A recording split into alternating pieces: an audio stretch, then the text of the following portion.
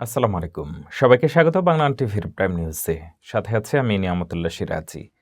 শুরুতেই জানিয়ে দিচ্ছি এসএনএস হোম লোন সংবাদ শিরোনাম। মিসিসিপিতে ভয়াবহ হত্যাকাণ্ড, শিশু ও পাস্টর সহ ৬ জন নিহত, আহত একাধিক ব্যক্তি। যুক্তরাষ্ট্রে আইএস কর্মকর্তার গুলিতে নারীর মৃত্যু, দেশব্যাপী শহরগুলোতে ব্যাপক বিক্ষোভ ও প্রতিবাদ। যুক্তরাষ্ট্রের সোশ্যাল সিকিউরিটি তহবিল সংকটে, অবসরভোগীদের সুবিধা প্রায় ১৯% কমতে পারে। এবং বাংলাদেশি অধ্যাপক ডক্টর সাইদুর রহমান আবারও বিশ্বের সেরা বিজ্ঞানীদের তালিকায় স্থান পেলেন। এতক্ষণ শুনছিলেন শিরোনাম, এবার ফিরছি বিস্তারিত সংবাদে। মিসিসিপির ক্লে কাউন্টিতে এক ভয়াবহ হত্যাকাণ্ডে ৬ জন নিহত, কয়েকজন আহত। অভিযুক্ত ডারিকা মুর প্রথমে পরিবারের ৩ জনকে হত্যা করেন, পরে ৭ বছর বয়সী শিশুসহ অন্য স্থানে আরও ২ জনকে হত্যা করেন। মুরকে গ্রেপ্তার করা হয়েছে। হত্যার প্রণোদনা অজানা। পুলিশ এবং ডিস্ট্রিক্ট অ্যাটর্নি সক্রিয়ভাবে তদন্ত চালাচ্ছেন। মিসিসিপির ক্লে কাউন্টিতে এক ভয়াবহ হত্যাকাণ্ডের ঘটনা ঘটেছে, যেখানে ৬ জন নিহত হয়েছেন, যার মধ্যে রয়েছে এক শিশু, পরিবার এবং স্থানীয় একজন পাস্টর। অভিযুক্ত ডারিকা মুর ২৪ বছর বয়সী প্রথমে তার পিতা, ভাই এবং চাচাকে হত্যা করেন। এরপর তিনি একটি ট্রাক চুরি করে আরেকটি স্থানে যান, যেখানে ৭ বছর বয়সী একটি মেয়েকে হামলার চেষ্টা করার পর গুলি করে হত্যা করেন। এছাড়াও মুর আরও একটি স্থানে চলে যান এবং বারি ব্র্যাডলি ও স্যামুয়েল ব্র্যাডলিকে হত্যা করেন। পুলিশ জানিয়েছে নিহতদের মধ্যে একজন স্থানীয় চার্চের পাস্টর ছিলেন। ঘটনার প্রণোদনা এখনও নির্ধারিত হয়নি। ক্লে কাউন্টি শেরিফ এডি স্কট বলেন, এটি তার ৩০ বছরের কর্মজীবনের সবচেয়ে কঠিন এবং ভয়াবহ কেসগুলোর একটি। মুরকে পাইন গ্রোভ এবং জো মায়ার্স রোড সংযোগস্থলে গ্রেফতার করা হয়েছে। মুরের বিরুদ্ধে প্রথম ডিগ্রির হত্যার অভিযোগ আনা হয়েছে এবং এটি ক্যাপিটাল মার্ডার হিসেবে উন্নীত হতে পারে, যেখানে মৃত্যুদণ্ডের প্রস্তাবও বিবেচনা করা হবে। এই ভয়াবহ হত্যাকাণ্ড পুরো সম্প্রদায়কে শোকাহত করেছে। পুলিশ, ডিএ এবং স্থানীয় কর্তৃপক্ষ সক্রিয়ভাবে তদন্ত চালাচ্ছেন এবং অটোপসি শেষে হত্যার বিস্তারিত কারণ প্রকাশ করা হবে। যুক্তরাষ্ট্র জুড়ে ইমিগ্রেশন অ্যান্ড কাস্টমস এনফোর্সমেন্ট কর্মকর্তার গুলিতে ৩৭ বছর বয়সী রেনে নিকোল গুডের মৃত্যুর পর ব্যাপক বিক্ষোভ শুরু হয়েছে। মিনিয়াপোলিসের এই হত্যাকাণ্ড সাধারণ নাগরিকদের মধ্যে ক্ষোভ ও উদ্বেগ সৃষ্টি করেছে। মিনিয়াপোলিস, নিউ ইয়র্ক, ওয়াশিংটন ডিসি, বোস্টন, হিউস্টন ও ফিলাডেলফিয়া সহ দেশব্যাপী বড় শহরে হাজার হাজার মানুষ ICE out for good, no justice, no peace এবং অ্যাবলিশ আইস স্লোগান নিয়ে র্যালি ও সমাবেশে যোগ দিয়েছে। বিক্ষোভকারীরা আইসের দায়িত্বশীলতা, অভিযানের সুষ্ঠু তদারকি ও ন্যায্য তদন্ত দাবি করছে। মানবাধিকার সংগঠন ও অভিবাসী অধিকার কর্মীরাও এই আন্দোলনে অংশগ্রহণ করেছেন। কেন্দ্রীয় সরকার ঘটনাটিকে আত্মরক্ষার প্রয়াস হিসেবে দেখলেও স্থানীয় প্রশাসন ও বিক্ষোভকারীরা তাতে আস্থা রাখছেন না। আন্দোলনকারীরা আইস কার্যক্রম বন্ধ, ফেডারেল তদন্ত স্বচ্ছ করা এবং নীতি পুনর্বিবেচনার দাবি জানাচ্ছেন। এই বিক্ষোভগুলো যুক্তরাষ্ট্রে অভিবাসন নীতি ও আইসের ক্ষমতার অপব্যবহারের বিরুদ্ধে জনমত প্রকাশ করছে। যুক্তরাষ্ট্রের সোশ্যাল সিকিউরিটি তহবিল সংকটে ২০৩৪ সালে সুবিধা প্রায় ১৯% কমতে পারে। গড় $২৩,৫০০ তুলনায় অবসরপ্রাপ্তরা অনেক দেশীয় ও বিদেশি নাগরিকদের চেয়ে খারাপ অবস্থায় পড়তে পারেন। বাজেট ঘাটতি, ঋণ বৃদ্ধি এবং কর ছাড় নীতি প্রধান কারণ। কার্যকর পদক্ষেপ না নিলে সংকট মারাত্মক হতে পারে। যুক্তরাষ্ট্রের সামাজিক নিরাপত্তা তহবিল সংকটের মুখোমুখি হচ্ছে, যা দেশটির অবসরপ্রাপ্তদের জন্য মারাত্মক প্রভাব ফেলতে পারে। বিশেষজ্ঞদের মতে ২০৩৪ সালের মধ্যে বর্তমান আইন অনুযায়ী সমস্ত সুবিধা প্রায় ১৯% কমে যাবে, যখন সামাজিক নিরাপত্তা ট্রাস্ট ফান্ডের অর্থ শেষ হয়ে যাবে। বর্তমানে গড় সুবিধা বছরে প্রায় $23,500, যা ইতালি, জার্মানি এবং স্ক্যান্ডিনেভিয়ার দেশগুলোর তুলনায় কম। আগামী কাট ছাঁটের পর অবস্থা আরও খারাপ হবে। এমনকি কিছু তুলনামূলকভাবে দরিদ্র দেশ যেমন ইকুয়েডর, কলম্বিয়া, জর্ডান ও পোল্যান্ডের অবসরপ্রাপ্তরা মার্কিন নাগরিকদের চেয়ে বেশি সুবিধা পেতে পারে। সংকটের পেছনের মূল কারণ হলো দীর্ঘমেয়াদী বাজেট ঘাটতি, কর ছাড় নীতি এবং বৈশ্বিক আর্থিক সংকট। 2000 সালে ফেডারেল সরকার স্বল্প মাত্রায় অতিরিক্ত অর্থশালী ছিল, কিন্তু পরবর্তীতে কোভিড মহামারী বড় ঘাটতি এবং ঋণের বৃদ্ধি পরিস্থিতি আরও খারাপ করেছে। বিশেষজ্ঞরা সতর্ক করে বলছেন, সাময়িক খরচ বাড়ানো বা কর ছাড়ের মাধ্যমে সমস্যার সমাধান হবে না। যদি কার্যকর পদক্ষেপ না নেওয়া হয়, আগামী দশকে মার্কিন অবসরপ্রাপ্তরা এমন আর্থিক সংকটের মুখোমুখি হতে পারেন যা অনেক দরিদ্র দেশের নাগরিকদের চেয়ে খারাপ হতে পারে। সামাজিক নিরাপত্তার এই সংকট দেশ এবং নাগরিক উভয়ের জন্যই বড় চ্যালেঞ্জ হিসেবে দাঁড়িয়েছে। মার্কিন ফেডারেল বিচারক ডোনাল্ড ট্রাম্প প্রশাসনের শিশু পরিচর্যা ও সামাজিক সেবা তহবিল স্থগিতের উদ্যোগে সাময়িক স্থগিতাদেশ দিয়েছেন। ক্যালিফোর্নিয়া, নিউ ইয়র্ক সহ 5টি অঙ্গরাজ্যের জন্য এই তহবিল আপাতত বহাল থাকবে। প্রশাসনের অভিযোগের পক্ষে কোনো প্রমাণ উপস্থাপন করা হয়নি। যুক্তরাষ্ট্রের প্রেসিডেন্ট ডোনাল্ড ট্রাম্পের প্রশাসনের একটি সিদ্ধান্ত সাময়িকভাবে আটকে দিয়েছেন এক ফেডারেল বিচারক। শিশু পরিচর্যা ও দরিদ্র পরিবার সহায়তা সংক্রান্ত ফেডারেল তহবিল 5টি অঙ্গরাজ্যে বন্ধ করার যে উদ্যোগ নেওয়া হয়েছিল তা আপাতত কার্যকর হবে না বলে রায় দিয়েছেন আদালত। ক্যালিফোর্নিয়া, কলোরাডো, ইলিনয়, মিনেসোটা ও নিউ ইয়র্ক এই 5টি ডেমোক্র্যাট নিয়ন্ত্রিত অঙ্গরাজ্যের জন্য শিশু যত্ন, ভর্তুকি, নগদ সহায়তা এবং সামাজিক সেবা খাতে বরাদ্দ অর্থ স্থগিত করার ঘোষণা দেয় স্বাস্থ্য ও মানব সেবা বিভাগ। প্রশাসনের দাবি ছিল এসব অঙ্গরাজ্যে অবৈধ অভিবাসীরা সরকারি সুবিধা পাচ্ছে, তবে এর পক্ষে কোনো প্রমাণ উপস্থাপন করা হয়নি। অঙ্গরাজ্যগুলো আদালতে জানায়, এই তহবিল স্থগিতের ফলে শিশু পরিচর্যা কেন্দ্র, দরিদ্র পরিবার এবং সামাজিক সেবা প্রদানকারীদের মধ্যে চরম অনিশ্চয়তা তৈরি হয়েছে। বিচারক অরুণ সুব্রামানিয়াম বলেন, চূড়ান্ত সিদ্ধান্ত না হওয়া পর্যন্ত বর্তমান অবস্থা বজায় রাখা জরুরি। তাই তিনি 14 দিনের জন্য তহবিল বন্ধের সিদ্ধান্তে স্থগিতাদেশ দেন। এই 5টি অঙ্গরাজ্য বছরে প্রায় $10 বিলিয়ন ফেডারেল সহায়তা পায়। মামলাটি এখনও চলমান থাকলেও এই রায় সাময়িকভাবে হাজারো পরিবারকে স্বস্তি দিয়েছে। চীনের বৈশ্বিক ড্রোন আধিপত্যকে চ্যালেঞ্জ জানাতে যুক্তরাষ্ট্রে এগিয়ে এসেছে সোয়ার্ম ডিফেন্স নামের একটি স্টার্টআপ। ড্রোন লাইট শোর প্রযুক্তি ব্যবহার করে প্রতিষ্ঠানটি মার্কিন সেনাদের সোয়ার্ম আক্রমণ মোকাবেলায় বাস্তবসম্মত প্রশিক্ষণ দিচ্ছে, যা ভবিষ্যৎ যুদ্ধের জন্য গুরুত্বপূর্ণ বলে মনে করা হচ্ছে।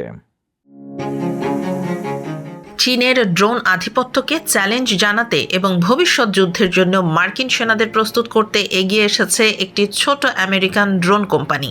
ডেট্রয়েট শহরের বাইরে অবস্থিত স্টার্টআপ প্রতিষ্ঠান সোয়ার্ম ডিফেন্স আধুনিক যুদ্ধের নতুন হুমকি ড্রোন সোয়ার্ম আক্রমণ মোকাবেলায় সেনাদের প্রশিক্ষণ দিচ্ছে। প্রথম দিকে প্রতিষ্ঠানটি বড় আকারের ড্রোন লাইট শো তৈরির জন্য পরিচিত ছিল, তবে এখন সেই একই প্রযুক্তি ব্যবহার করে তারা বাস্তব যুদ্ধের মতো পরিস্থিতি তৈরি করছে।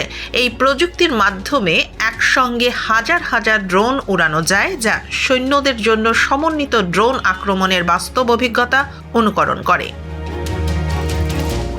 সোয়ার্ম ডিফেন্সের সফটওয়্যার এমনভাবে তৈরি যাতে প্রতিটি ড্রোন তাৎক্ষণিকভাবে তথ্য আদান প্রদান করতে পারে, ঠিক পাখির ঝাঁকের মতো। এই সমন্বয়ই ড্রোন সোয়ার্মকে অত্যন্ত বিপজ্জনক করে তোলে। ইউক্রেন যুদ্ধ সহ সাম্প্রতিক সংঘাতগুলো দেখিয়েছে কিভাবে কম খরচে ড্রোন আধুনিক যুদ্ধে বড় ভূমিকা রাখছে।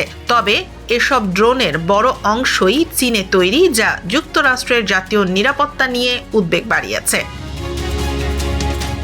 এই প্রেক্ষাপটে মার্কিন সরকার বিদেশি ড্রোনের ওপর নিষেধাজ্ঞা আরোপ করেছে। সোয়ার্ম ডিফেন্সের প্রধান নির্বাহী কাইল ডোরস বলেন, বিদেশি নির্ভরতা কমিয়ে আমেরিকান ড্রোন উৎপাদন বাড়ানো এখন জরুরি। ছোট শহরের এই কারখানাগুলোই হয়তো আগামী দিনের যুদ্ধ কৌশল গড়ে তুলছে, নীরবে কিন্তু অত্যন্ত গুরুত্বপূর্ণভাবে। হ্যামট্রামিক সিটিকে ঘিরে এবার তীব্র বিতর্ক উঠছে। পলাতক সাবেক প্রধানমন্ত্রী শেখ হাসিনার নামে সিটির একটি সড়ক নামকরণের প্রস্তাব নিয়ে ক্ষোভে ফুঁসছে প্রবাসী বাংলাদেশি কমিউনিটির বড় একটি অংশ। আগামী 13 জানুয়ারি হ্যামট্রামিক সিটি কাউন্সিলে এই প্রস্তাব উঠতে যাচ্ছে। বিস্তারিত জানাচ্ছেন ফারজানা আফরোজ।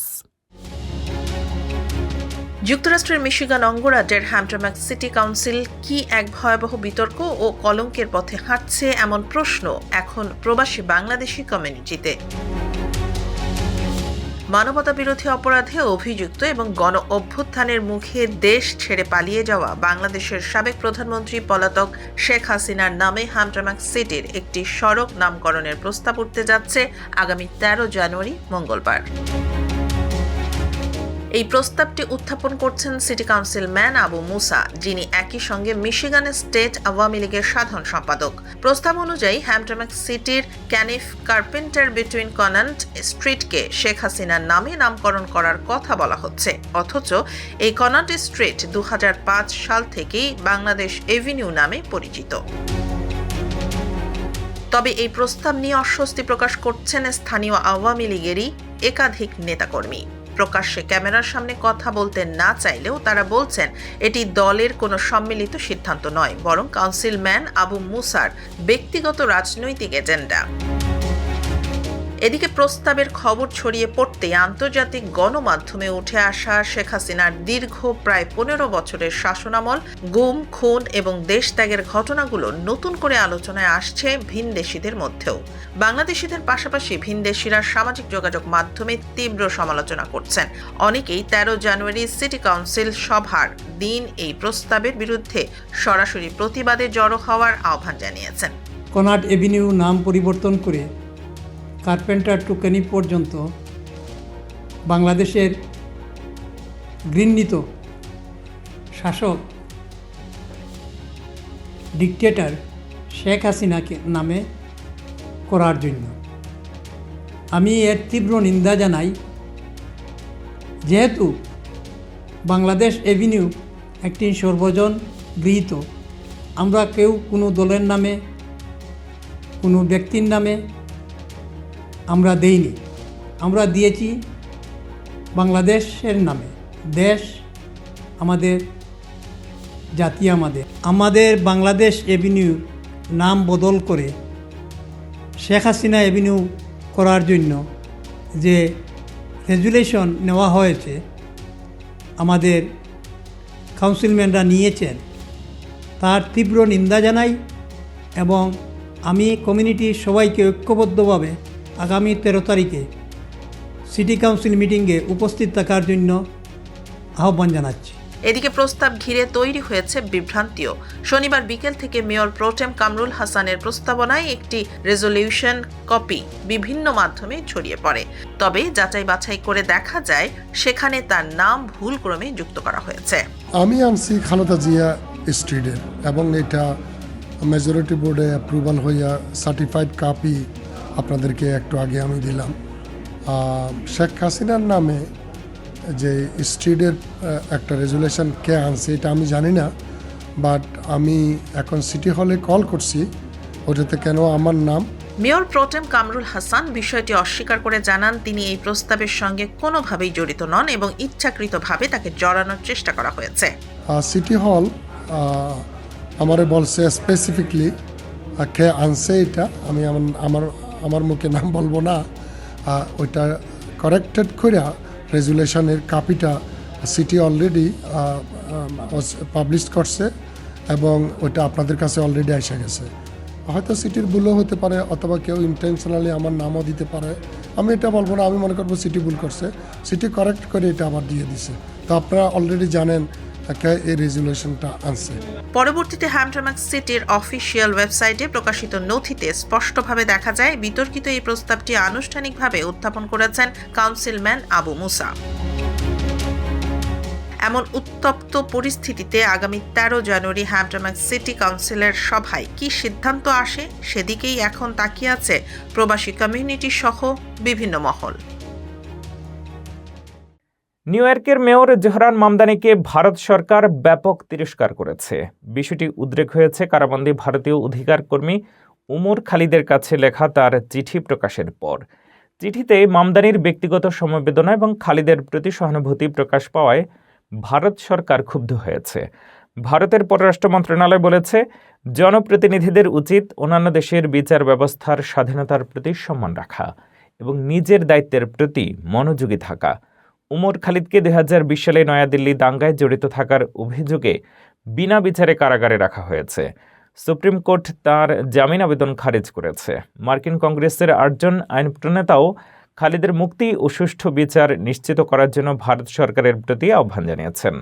আন্তর্জাতিক মানবাধিকার সংস্থাগুলোও বারবার খালিদের মুক্তির দাবি জানাচ্ছে। মামদানির চিঠি ও আন্তর্জাতিক চাপের ফলে ভারত যুক্তরাষ্ট্র কূটনৈতিক উত্তেজনা বেড়েছে এবং বিষয়টি সামাজিক ও রাজনৈতিকভাবে ব্যাপক আলোচনার জন্ম দিয়েছে। মালয়েশিয়া প্রবাসী বাংলাদেশি বিজ্ঞানী অধ্যাপক ডক্টর সাইদুর রহমান আবারও বিশ্বের সেরা বিজ্ঞানীদের তালিকায় স্থান করে নিয়েছেন। এডি সায়েন্টিফিক ইন্ডেক্স 2026 অনুযায়ী মেকানিক্যাল ইঞ্জিনিয়ারিং শাখায় তিনি মালয়েশিয়ায় প্রথম, এশিয়ায় দ্বিতীয় এবং বিশ্বে 7ম স্থানে আছেন। বিশ্বের 33,000-এরও বেশি বিজ্ঞানীর মধ্যে এই মর্যাদা তার ধারাবাহিক উৎকর্ষ আর গবেষণার স্থিতিশীলতার প্রমাণ। ডক্টর সাইদুর রহমানের গবেষণা আন্তর্জাতিকভাবে স্বীকৃত। স্কলার জিপিএস 2025 অনুযায়ী টেকসই জ্বালানি এবং নবায়নযোগ্য জ্বালানি ক্ষেত্রে তিনি বিশ্বসেরা। স্ট্যানফোর্ড ও এলসেভিয়ারের যৌথ বিশ্লেষণে বিশ্বের শীর্ষ 2% বিজ্ঞানীর মধ্যে স্থান করে নিয়েছেন। 28 বছরের গবেষণা অভিজ্ঞতায় তিনি তরুণ গবেষকদের অনুপ্রাণিত করছেন এবং অসহায় শিক্ষার্থীদের সহায়তায় সক্রিয়। সানোই ইউনিভার্সিটিতে $15 লাখ বেশি ব্যয়ে আধুনিক গবেষণাগার স্থাপন করেছেন। বাংলাদেশ সরকার তাকে বাণিজ্যিকভাবে গুরুত্বপূর্ণ ব্যক্তি সিআইপি হিসেবে সম্মাননা দিয়েছে। ডক্টর সাইদুর রহমান বলেন, এই সাফল্য একক নয়, এটি শিক্ষার্থী, সহকর্মী ও প্রতিষ্ঠানের সম্মিলিত প্রচেষ্টার ফল। বাংলাদেশে ইন্টারনেটের গতি 3 গুণ বাড়ানো হলো। বিটিসিএল ঘোষণা করেছে সব প্যাকেজ আপগ্রেড, যেখানে মাসিক মূল্য অপরিবর্তিত রাখা হয়েছে। উদাহরণস্বরূপ 399 টাকার সুলভ 5 প্যাকেজ এখন 20 MBPS এবং 1700 টাকার 50 MBPS প্যাকেজ 170 MBPS-এ উন্নীত। এই উদ্যোগ দেশের ডিজিটাল সেবা আরও দ্রুত ও নির্ভরযোগ্য করবে। বাংলাদেশে ইন্টারনেট ব্যবহারকারীদের জন্য বড় সুখবর এসেছে। Bangladesh telecommunications company limited BTCL সব বিদ্যমান ইন্টারনেট প্যাকেজে 3 গুণ পর্যন্ত গতি বৃদ্ধির ঘোষণা দিয়েছে। ডাক, টেলিযোগাযোগ ও তথ্য প্রযুক্তি মন্ত্রণালয়ের বিজ্ঞপ্তিতে বলা হয়েছে, গ্রাহকদের উন্নত ডিজিটাল সেবা নিশ্চিত করার লক্ষ্যে এই পদক্ষেপ নেওয়া হয়েছে। সর্বোচ্চ সুবিধা নিশ্চিত করতে মাসিক মূল্য অপরিবর্তিত রাখা হয়েছে। নতুন প্যাকেজের ফলে অনলাইন শিক্ষা, অফিসিয়াল কাজ, ভিডিও স্ট্রিমিং, গেমিং এবং বিভিন্ন স্মার্ট ডিজিটাল সেবা আরও দ্রুত ও নির্ভরযোগ্য হবে। উদাহরণস্বরূপ 399 টাকায় 5 MBPS সুলভ 5 প্যাকেজ এখন 20 MBPS এর সাশ্রয়ী 20-এ উন্নীত হয়েছে। 500 টাকায় 15 MBPS ক্যাম্পাস 15 প্যাকেজের গতি 50 MBPS করা হয়েছে। উচ্চ গতির প্যাকেজগুলোর মধ্যে 1500 টাকায় 40 MBPS প্যাকেজ এখন 150 MBPS এবং 1700 টাকায় 50 MBPS প্যাকেজ 170 MBPS গতিতে ব্যবহারকারীদের জন্য চালু হয়েছে। বিটিসিএল জানিয়েছে, এই উদ্যোগ গ্রাহকদের জন্য দ্রুত, নির্ভরযোগ্য এবং মানসম্মত ইন্টারনেট নিশ্চিত করবে এবং দেশের ডিজিটাল রূপান্তর প্রক্রিয়াকে আরও গতিশীল করবে। সরকারের এই পদক্ষেপ ব্যবহারকারীদের ইন্টারনেট অভিজ্ঞতা নতুন উচ্চতায় উন্নীত করবে। লন্ডন মেয়র নির্বাচন ঘিরে ব্রিটিশ রাজনীতিতে তৈরি হয়েছে তীব্র মেরুকরণ। টানা 3 বারের মেয়র সাদিক খানের বিপরীতে এবার দাঁড়িয়েছেন আরেক মুসলিম প্রার্থী লাইলা কানিংহাম।